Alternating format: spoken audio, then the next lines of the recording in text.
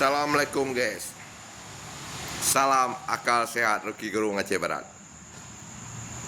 Dari analisa saya, satu paket eskavator itu rata-rata 1 meter kubik tanah gundukan dituang di asbuk, kemudian disiram menjadi cair, menjadi lumpur. Jadi per jam antara 50 sampai 70 meter kubik itu tanah dituang di asbuk, kemudian disiram dengan air yang kencang supaya pemisahan material mineral emas dengan yang lainnya. Jadi aktivitas ini sudah berjalan tahunan, ya lebih kurang 5 tahunan. Bayangin saja, saya ambil sampel contoh ketika saya googling di Google Map satelit lokasi tambang ilegal Aceh Barat. Banyak hutan yang tandus, sungai yang rusak ekosistem hutan, daerah aliran sungai. Ini faktor penyebab utama terjadinya banjir bandang di Aceh.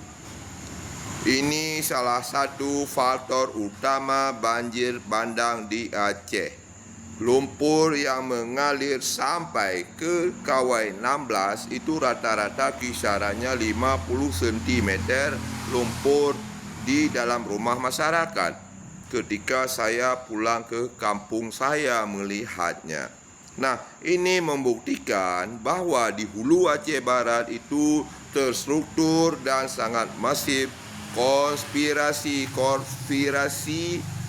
penguasaan sumber daya alam yang dibackingin aparat negara.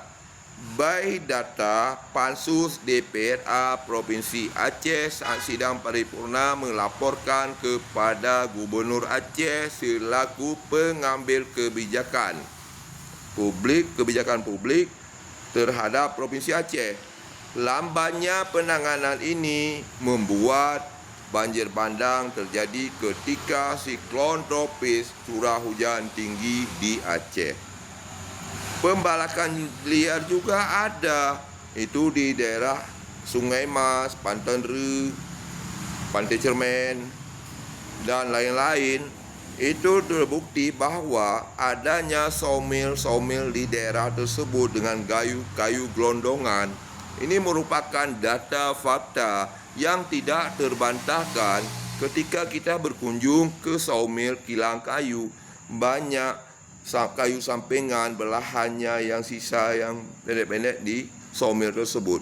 Kita menyampaikan data ini supaya pemerintah dalam mengambil kebijakannya tepat sasaran, tidak terjebak hoax. Ketika data akurat valid, maka decision makingnya yang diputuskan oleh pemangku kekuasaan itu tepat sasaran karena datanya akurat dan valid.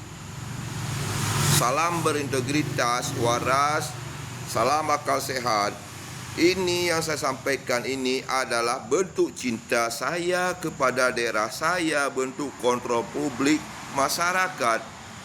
Maka harus kita sampaikan real, nyata, fakta supaya pemerintah, pejabat publik yang digaji dari uang-uang rakyat semoga tidak menyebarkan berita-berita hoax, polarisasi by design, cipta kondisi pengalihan isu.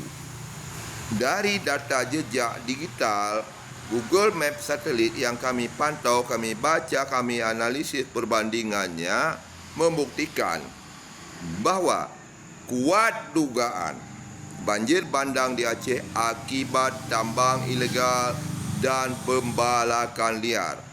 Salam hormat kami kepada pemangku kekuasaan, aparat keamanan dan aparat penegak hukum, eksekutif, legislatif supaya peka jeli melihat kondisi ini.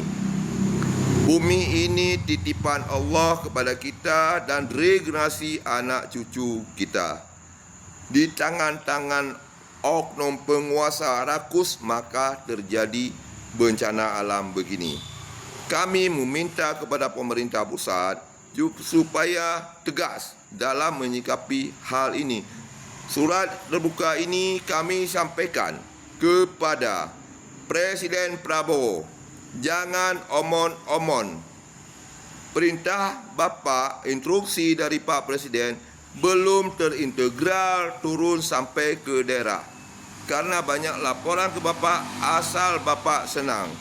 Ini membuktikan apa yang kami lihat, yang kami rasakan di akar rumput ini. Salam hormat kami kepada penguasa. Orang berbuat, dia yang salah, dia yang benar. Sebaik-baik orang tidak pernah berbuat, lebih baik orang berbuat walaupun salah. Semoga menjadi pembelajaran. Hanya keledai jatuh lubang yang sama. Salam akal sehat. Thank you so much. You are good friend.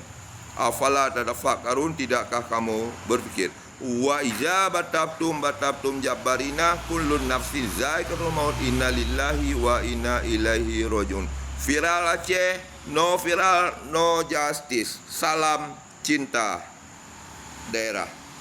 Buya kung tedandang, buya tamang mazki. Bek buya kung tedandang, buya tamang yang mazki. Salam logika akal sehat. Thank you so much. Assalamualaikum warahmatullahi wabarakatuh.